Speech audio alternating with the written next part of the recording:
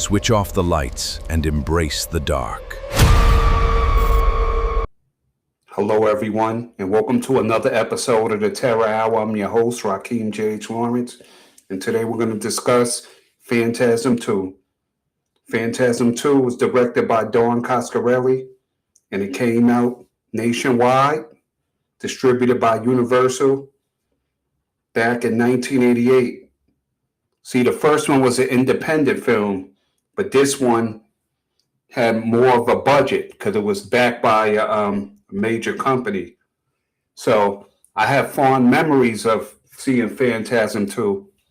I remember being young and my cousin Guy took me to the movies to see it, a movie theater called the Nova. It doesn't exist no more. They tore it down and turned it to a church. But I saw it as a youth in a movie theater. And I really enjoyed it. You know what I'm saying? Not only that I enjoyed it because of the movie, it was great memories with my cousin, and that's a memory I carry in my heart with life. So thank you, Guy. But yeah, it was made in 1988. Universal picked it up. Like I said, the first one was an independent film, so they had a bigger budget this time. The studio replaced A. Michael Baldwin, who played Mike, with James Lee Gross. Overall, James Lee Gross did a good job. But I wish they would have kept Mike in there. Let me talk about these characters. We got Paula Irvine, who played Liz, Samantha Phillips, that played Alchemy, and Kenneth Tiger, that played Father Myers. Ruth C. Engel, she was the grandma. Then we had Mark Major. He was like one of the morticians. Then we had Stacey Travis. She played Jerry. She was the twin sister of Paula Irvine. Then you had, a bunch of extras and stuff like the psychologist. So basically, let's talk about these characters. They brought back Reggie Bannister, of course. Like I said, they switched A. Michael Baldwin for James Lee Gross. That was a executive studio decision, but I'm sure Don Coscarelli wanted A. Michael Baldwin back. But when you're working with a studio, they the big top bosses, so you got to do what you got to do. So basically, the movie starts off with Liz checking the stove, like checking the burners and stuff like that. She had woke up from a nightmare and she was checking it out or whatever. And she started reading some book. That was to let the viewers know that she had psych problems, because that's what it was saying in the book. Like she had a mental health problem. And then they reintroduced Mike and Reggie from the first one. They had the tall man pulling up to the house in the hearse. So they showed like the end of part one where Mike was with Reggie. He told him to go upstairs and pack his gear. And they showed Mike, the tall man, appear in the mirror and snatch him. And then Reggie's playing the guitar. He hears it. He runs upstairs. And the tall man's standing there. And the little dwarf is roughing Mike up while he's unconscious. So Reggie turns the burners off, blows up the house, getting him and Mike out on time. Jumping out a window, and you could see the tall man standing there like, I'm gonna get you next time, watching the house blow up and stuff like that. That was a good part.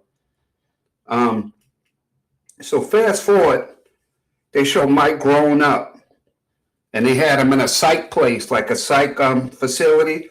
So they show him talking to the head psychiatrist. So the head psychiatrist was trying to evaluate him to see if he was able to be set free, if he was like mentally stable. So, he told the psychiatrist everything he wanted to hear. Yeah, it was all in my head. The stuff never happened. Reggie never blew up his house. The tall man never existed and stuff like that. So they let him free. The first thing he does, he goes to investigate the tall man again. So he's digging up graves. So Reggie finds him and said, I knew I'll find you here and stuff like that. And Reggie basically stopped them and took them with them. So they driving back to Reggie's house. Next thing you know, the tall man blows up Reggie's house, killing his family. So that took Reggie over the edge. So Reggie was like, you know what, Mike? I'm with you. Let's do it. Let's find him. So it becomes a journey. So Mike is having these dreams about Liz. They like connected in the dreams. So they wind up meeting back up. Alchemy was in Mike's dreams too, the James Lee Gross character. They wind up hooking up. He was sleeping in Barracuda, and Reggie's like, oh, this is Alchemy or whatever. So he says, yo, can I talk to you, Reg? So they go urinate and stuff like that. He's like, that's the girl from my dreams or whatever. So basically, they go to battle again with the tall man. Liz's grandfather died. So they showed like the funeral or whatever. So then that's when they brought in the priest character, Kenneth Tiger. He did a good job. He was like an alcoholic priest or whatever. And he knew something strange was going on. They was in Perigord. That was like the small town or whatever. So he's doing the funeral. So there's a part where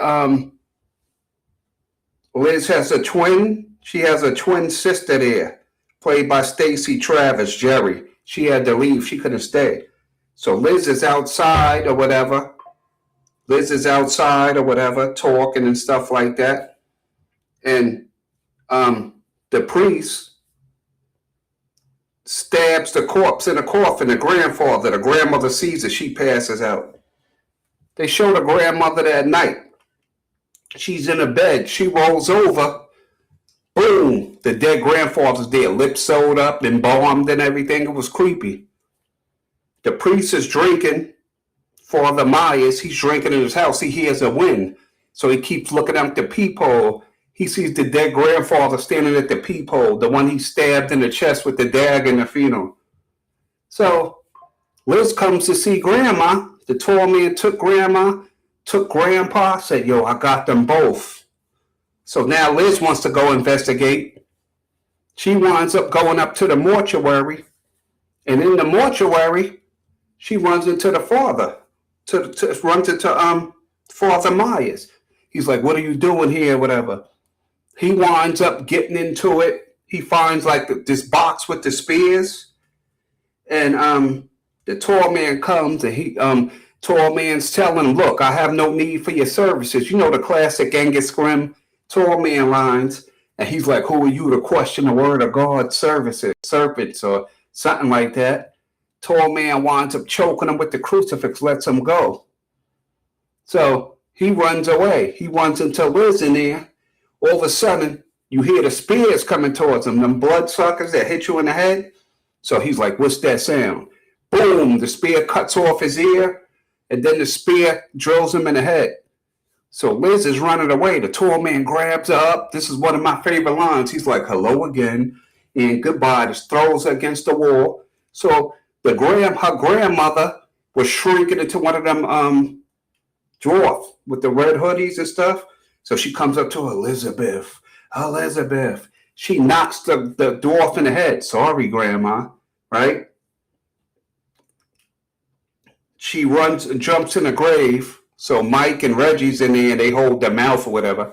So now you got Alchemy, Liz, Reggie, and Mike. They hold up at Alchemy's family's bed and breakfast. She has a bed and breakfast.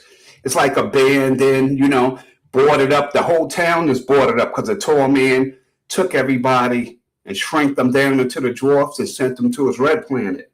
So they in there. Now Reggie's a ladies' man. Reggie finally scores. He finally scores or whatever. Him and Alchemy's getting it on.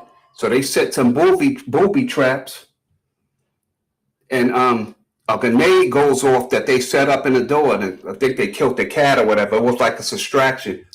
Tall man takes Liz and got Liz tied up or whatever.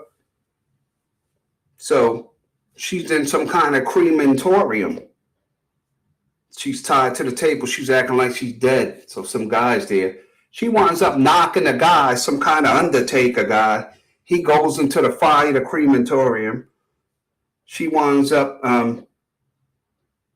going with Mike and Reggie. They, basically they go to war with the tall man. So at the end of the movie, they wind up embalming him. They wind up embalming him. They put like some hydrochloric acid in the embalming fluid. So they also figured out the little ball bloodsuckers opens up a door, and that door goes to his universe. So before they can explore anymore, they getting into it in the embalming room. They tried to hit him in the head with one of those bloodsuckers that told me, and he crushes it like a soda can. That was a very good part in the movie too. I was like, oh man, he's unstoppable. So they wind up sticking him in his back and embalming him, and he's melting like all the green blood, embalming fluid coming out or whatever. So they have a flame torch and stuff like that. They burning the place down. Reggie's having a chainsaw fight with one of his minions, like one of them grave diggers. It's action-packed Phantasm too. So he left Alchemy in the house early in the movie. She's like, oh, how am I find you? He's like, I'm going to find you, don't worry. She winds up pulling up with a hearse to the burning mortuary that they burned down. They get in a car. They drive off. So Reggie's talking to her like, I'm so glad to see you. Mike and Liz is in the back of the hearse where the coffins is. Reggie's in the front of the hearse sitting in the passenger seat. Alchemy's driving the front. So Reggie's like, Mike, open that coffin. Make sure none of them things is there. It's good. Everything is good or whatever. So he's telling Alchemy, horny Reggie, I can't wait to, I'm so happy to see you or whatever. So you know how women play with their hair? She's twirling her hair. All of a sudden, she pulls out a big piece of her hair. You can see the yellow embalming fluid there. And she gives off this sinister laugh. I like how they did that. That was well planned. So then they cut to the car, the hearse swerving on the road. So it comes to a halt. So you see Liz and Mike in the back, like, what's going on? Reggie pops up in the window all bloody and hurt. So being Mike and Liz had psych problems and dream situations, they thought it was a dream. They was like, yo, it's a dream, it's a dream. The tall man opens that part of the hearse where you can't see an inside. He's like, no, it's not. So everybody in the movies was going crazy. The first time I saw that, I was going crazy because I was like, oh, this is some scary shit. And it made me wonder what was going to happen in part 3. So the part 2 was like that or whatever. I was like, wow, great ending. But yeah, it was a great movie, action-packed. The acting was pretty good. The pacing was pretty good. Awesome script.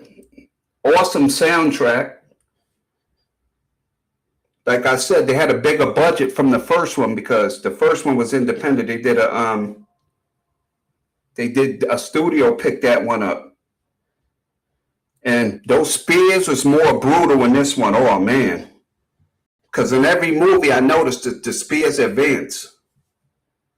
But the pacing was so good. So from 1979 from the first one to 1988, you can see the difference in the filming. As time went on, things got more advanced. Technology, cameras and all of that, like I'm saying. So basically, Phantasm 2 was well done. My only issue is, like I said, they should have kept Michael Baldwin in there. James Lee Gross did do a good job, but I don't like in movies where they have another part and then someone else is portraying the character that the other person was portraying. But it wasn't a Don Coscarelli decision. It was a Universal Studios decision. But everybody knows Phantasm is my favorite series. I have a lot of Phantasm memorabilia. At the end of this video, I'll show you a couple of my posters and stuff like that. But I have some stuff here. This Blu-ray right here is from Screen Factory. I don't have the VHS from this one, but I have this Blu-ray. And this was a good one. This has interviews and stuff like that. I think this is probably about 10 years old, little more older than that. But yeah, Screen Factory picked this one up. It has a lot of interviews and a making of feature and stuff like that. Then I got this one because they came up with a Phantasm box set. I'm gonna show you the rest of the box set in a minute. But whenever I watch it, I like to tend to watch this one. And what's cool about it is it has a reversible cover. So you could decide which cover you want to use. That's the other side of the cover. I don't know if you guys could see. And that's the original art cover. And it came in this box set. It came in this box set. I have it signed by a couple of people. Except for Angus, because he was deceased at that time. But I have that sign there. I don't know if you guys can see it too good. It also came with this book. And I got my friend Gloria Lynn Henry to sign it. One of my favorite characters. She portrayed Rocky in the series. And I like how the trailers start with this. Phantasm, delusion of a distorted mind, a phantom, a spirit, a ghost. In a book, it just talks about the different films and stuff like that. It's a cool book, cool artwork, and also in the box set it got the other films, but I'm discussing each film one by one, so I'll show you them as I discuss them. But please like and subscribe. Please let me know. Describe your favorite characters. Let me know in the comments. You can email me.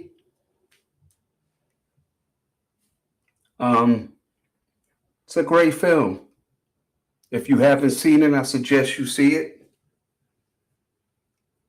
Describe your favorite scenes and your characters. Like and subscribe to this podcast. We new here, but we promise to bring you good content every week. I'm going to have some guests on here. But most of all, I'm discussing horror movies. So, like I said in the comments, let me know what you thought about the movie. What was your favorite parts? Who was your favorite character? Describe it to me. And it's always great to be here. Big horror fan, big Phantasm fan. See you then. Next episode, The Terror Hour. Hey, I promise you guys I'll show you some stuff. This is my big, what they call it, a quad poster. I got this on my wall. I'm going to show you from the first two Phantasms. This is my Phantasm 2 poster. I love the artwork.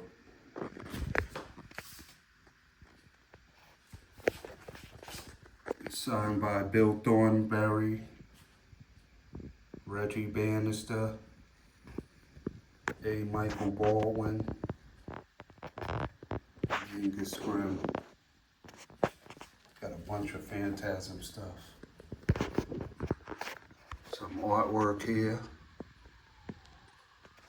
Another classic Phantasm signed up poster.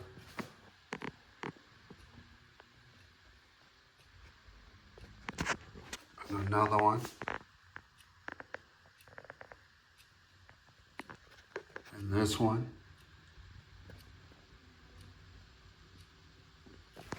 Got some Angus scrib.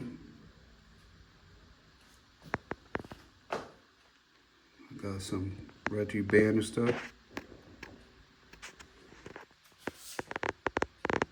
We got the lady that played Sally.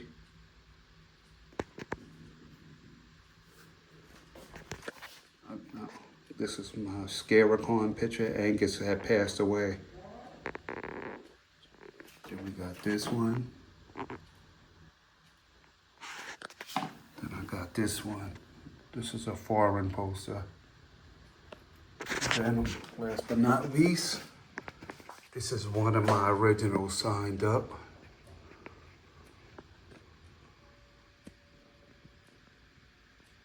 Then I got these spears. They're signed. I don't want to take them out the cases because they're like fragile. I got those from Nightmare Unlimited. Yeah.